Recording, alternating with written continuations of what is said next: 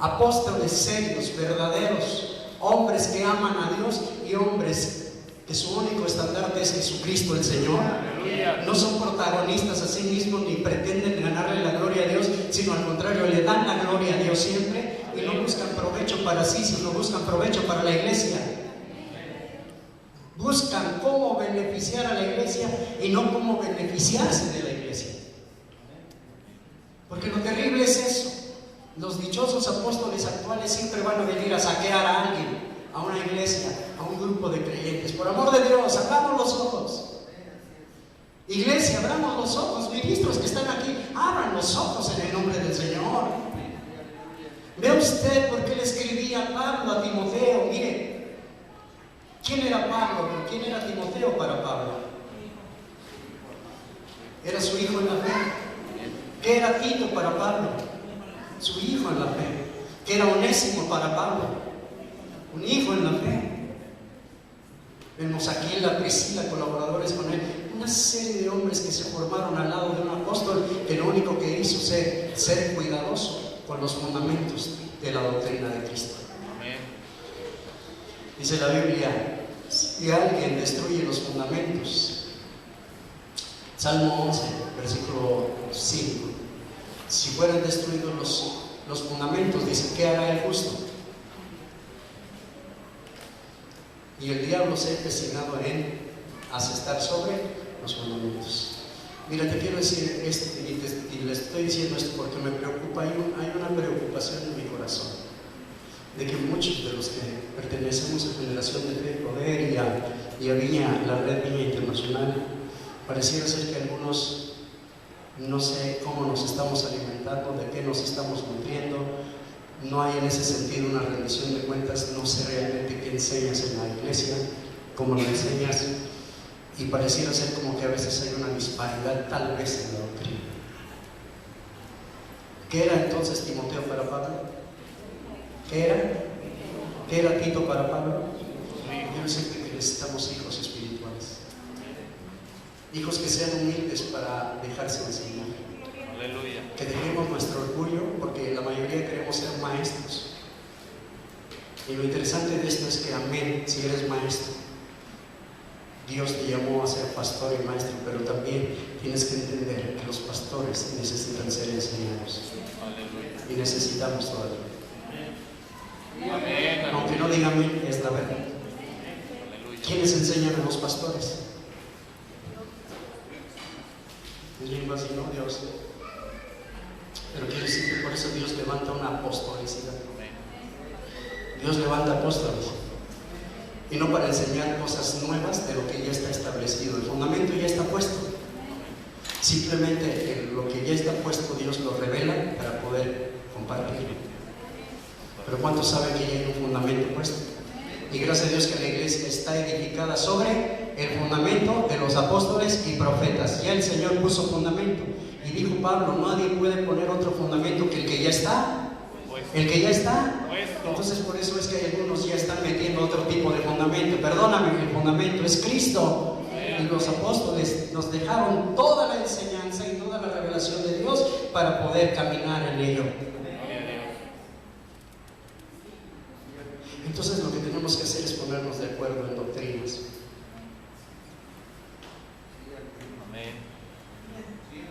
¿Qué pensamos de Dios? Más bien, ¿qué dice la Biblia que es Dios? ¿Qué revela la Biblia acerca de Dios? Los atributos de Dios, el carácter de Dios. ¿Cuántos sabemos que podemos conocer a Dios? ¿Cuántos saben que Dios es trino? Y lo aceptamos, lo creemos, lo confesamos y lo declaramos en el nombre de Cristo. Creemos en la Trinidad. Somos trinitarios, es verdad. ¿Verdad que sí? ¿Cuántos creemos en la divinidad de Jesucristo? Creemos que Cristo vino hombre, pero también fue Dios a la vez. Aleluya. Tiene una naturaleza humana, pero también Él es hombre, Dios. ¿Cuántos lo creemos? Hay muchas cosas que nos mencionan la Biblia. ¿Qué menciona sobre el pecado? ¿Qué menciona sobre el Espíritu Santo?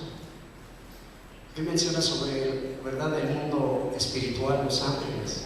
Eso lo estamos elaborando para que ahí nos unamos en esa enseñanza. ¿Sí está conmigo?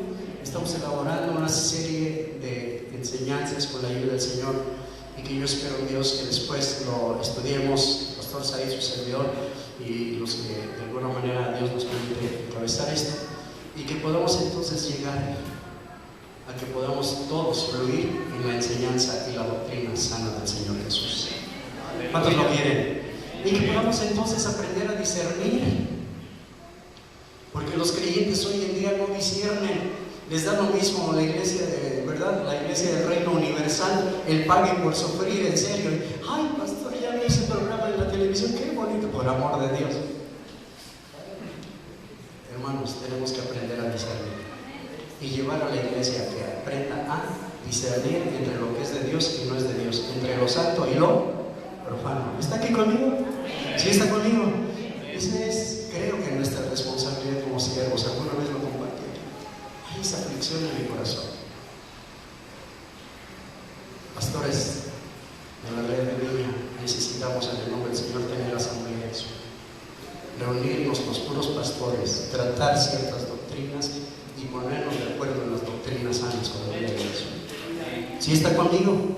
Estamos como pastores reunirnos, estudiar doctrinas, incluso aquellas que han traído confusión, llevarlas, ¿verdad?, precisamente, y estudiarlas y ver a la luz de la Biblia qué nos dice realmente la palabra de Dios. ¿Está eso en mi corazón? ¿Estarían de acuerdo o no están de acuerdo? Yo creo que tenemos que hacerlo, sobre todo en tiempos de confusión como los que estamos viviendo. Necesitamos, de verdad, con la ayuda del Señor, tener buen fundamento, buen sustento y no movernos de lo que Dios ya puso como fundamento. ¿Está conmigo?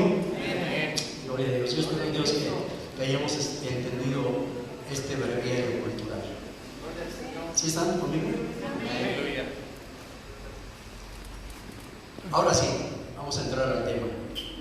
Dile al que está a tu lado, ¿por qué estar solo? ¿Por qué estar solo? Dile, ¿por qué estar solo? Ahora dile, no estás solo. No estás solo. Me llamó mucho la atención esa declaración del Señor al principio, allá en Génesis. Algo que vio el Señor que no era bueno en la vida del hombre. Y el Señor entonces dio una frase, una declaración, y dijo, no es bueno que el hombre esté. No es bueno que el hombre esté. Usted sabe que hombre en ese momento es un término genérico que abarca hombres y mujeres. Y entonces el Señor dice, ¿sabes qué? No es bueno que el hombre esté solo. ¿Y cuántos saben que precisamente el Señor no nos creó para que nosotros le hagamos de llaneros solitos? No que nos creó para decir, yo sirve. No, para nada de eso. El Señor nos creó para ser ermitaños. Es preocupante el hecho de saber que muchos ministros han sucumbido, han caído ante ciertas tendencias que traían, ante ciertas tentaciones, una serie de circunstancias. Hay una revista que se llama Cristianismo Hoy, y ahí habla mucho acerca de muchos pastores, de varios pastores que han sucumbido al pecado de inmoralidad y muchas cosas como estas. Pero ¿por qué? ¿A raíz de qué precisamente muchos han caído? Muchos siervos, muchas siervas. Alguien dijo por ahí, cuídense pastores del dinero, de las mujeres y de la fama. Y pareciera, sí, o sea, ahora sí que así lo dicen, ¿verdad? La dama, la lana y la fama. Cuídate de eso. Y yo creo que si algo ha echado a perder a muchos ministros son estos tres aspectos, justamente. Ha venido la tentación, ha venido la seducción y lamentablemente muchos han caído. ¿Por qué? El Señor me hace notar que es lamentable que muchos, incluso ministros, están en un confinamiento voluntario de la soledad de su vida. Muchos siervos de Dios viven como ermitaños, estando casi todo el tiempo solos y luchando en esta condición con sus problemas, con sus deseos internos, a los cuales ya muchos han sucumbido trágicamente, como les he explicado. se abaten en su frustración, en su ansiedad, en depresión, con pensamientos de tortura. Qué triste es ver a muchos ministros de Dios deambulando por la vida de esa manera. El hermano H. Norman Wright me llamó mucho la atención algo que él menciona en su libro ¿Qué quieren los hombres? Así se llama este libro. Él hace alusión a lo siguiente. Él dice: por años los hombres hemos aprendido a fingir. ¿Está aquí conmigo? Por años los hombres hemos aprendido ¿a qué? A fingir. Hemos sido enseñados a decir todo está bien. Hace un momento hablaba precisamente Daniel y algunos, ¿verdad? ¿Cómo estás, hermano? Y siempre la respuesta de fórmula, ¿qué dices? ¿Cómo te encuentras? ¿Cómo te ha ido? ¿Qué dicen? Bien. Son nuestras respuestas cerradas. Y siempre, ¿verdad? Es lo que nosotros siempre declaramos. ¿Sabes una cosa? Está bien que yo sé que a lo mejor algunos traen todavía la onda del pensamiento positivo y lo que dices recibes y cosas así, ¿verdad? Pero quiero decirte, Jesús siendo hombre nunca ocultó lo que realmente había sucedido. Quiero decirte que Él siendo verdadero hombre y un hombre en toda la línea y en toda la expresión de la palabra, un hombre íntegro, aleluya, Él alguna vez les tuvo que decir a sus discípulos: ¿saben qué? Me siento de la patada. Bueno, para decírselo bíblicamente, porque algunos, ay, ¿qué dijo, pastor? Ahora le voy a decir, el Señor les dijo: mi alma está angustiada hasta la muerte, les dijo, ¿no?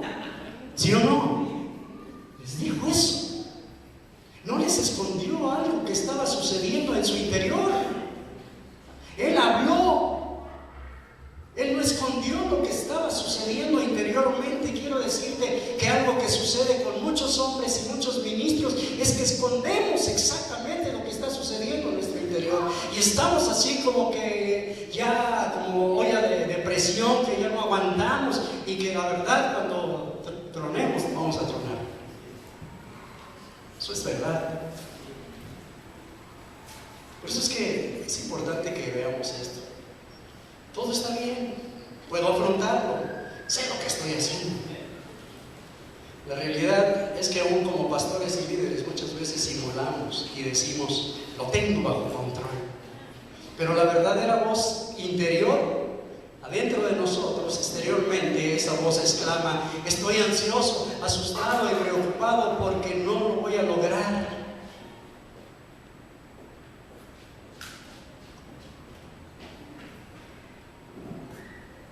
Y entonces es cuando decimos: ¿quiere alguien ayudarme y orar por mí? Qué bueno cuando llegamos ahí, ¿no? ¿Sí o no? En que a veces somos como Pedro, ¿no? El apóstol. Cuando el Señor le dice: baja de la barca, ven. Ven. Y bajó Pedro. Y de repente, ¿qué sucedió? Le empezaron a llegar circunstancias, situaciones a su vida y esto, y entonces miraron su fe. ¿Y qué sucedió? Se empezó a hundir. Fíjense cómo fue la cuestión. No se hundió luego, ¿verdad? Y eso el Señor nos da el ejemplo para hacernos notar que a veces somos así como ministros o hombres o mujeres. Empezamos poco a poco, y ya cuando está el agua hasta acá es cuando: ayúdame, Señor, que me estoy ahogando. ¿Por qué no antes? ¿Sí está conmigo? Cuando yo empiezo a experimentar ciertas cosas, cuando yo estoy lleno de ansiedad, algo me preocupa, algo me aflige, alguna situación estoy cargando, he tenido algún problema, alguna crisis en mi vida, ¿qué es lo que debo hacer? ¿Callarlo? ¿Guardarlo? No. ¿Pero qué hacemos, la realidad? ¿Qué hacemos?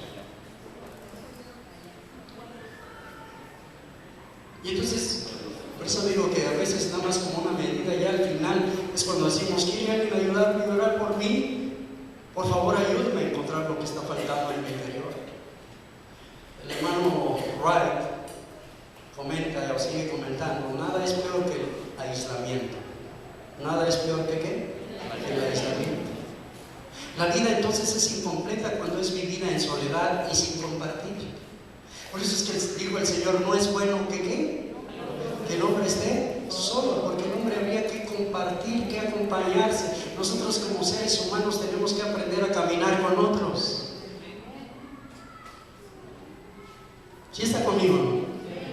El aislamiento es lo contrario al plan creativo de Dios, porque vuelvo a repetir, ¿qué dijo el Señor? ¿No es bueno? ¿No es bueno? Entonces díselo al que está a tu lado, no es bueno, mi brother, no es bueno. No es bueno que el hombre esté solo. Que estés solo. Que estemos solos. Podemos decir que el aislamiento es un asesino poderoso. No solo destroza a la persona que se aísla, sino que también lo que hace es que le da en la torre de la relación.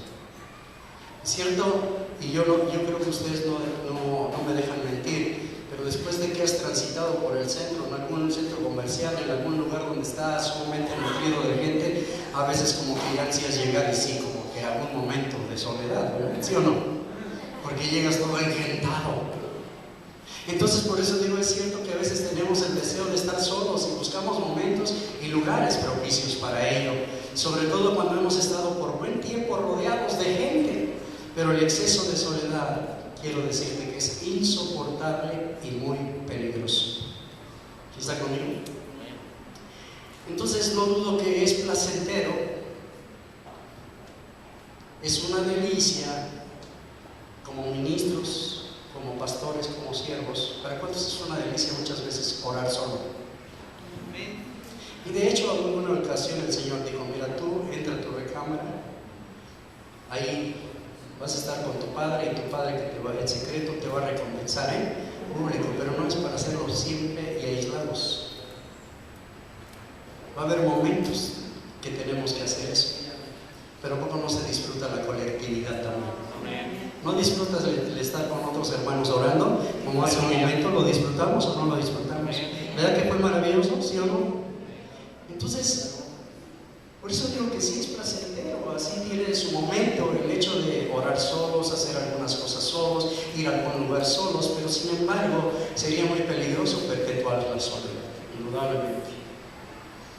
El almirante Lear, en su libro Solo, así se llama, relata de manera muy interesante el efecto que tuvo sobre él la soledad prácticamente absoluta a la que se vio forzado, porque obvio, lo apresaron, se lo llevaron, lo confinaron a la soledad. Sin embargo, esa experiencia fue muy crucial para su vida, fue muy importante, y él escribió un libro, se llama Solo. ¿Cómo se llama su libro? Solo. Del almirante Lear, y él menciona lo siguiente, dice: el confinamiento solitario capaz de quebrarle a uno la cabeza, y dice que aún comer en la soledad total y en silencio no constituye placer alguno. Wow, esto lo declara alguien que lo vivió, que tuvo esa experiencia, y él sabe que ni aún lo que pudiera ser más satisfactorio para ti solo no puede satisfacer. Amén. Me llamó mucho la atención una poesía de un hombre que se llama Cowper, precisamente es poeta él, y él declaró con respecto a la soledad y lo placentero que pudiera parecer lo siguiente. Él dijo: qué dulce, qué precariamente dulce es la soledad. Dice, pero a mí, dame un amigo en mi retiro para que pueda susurrarle al oído qué dulce es la soledad. ¿Sí está viendo esto? Dice, sí, es bonito, es padre, ¿verdad? La soledad, pero sin embargo, la realidad es que yo necesito a alguien cerca de mí para entonces susurrarle al oído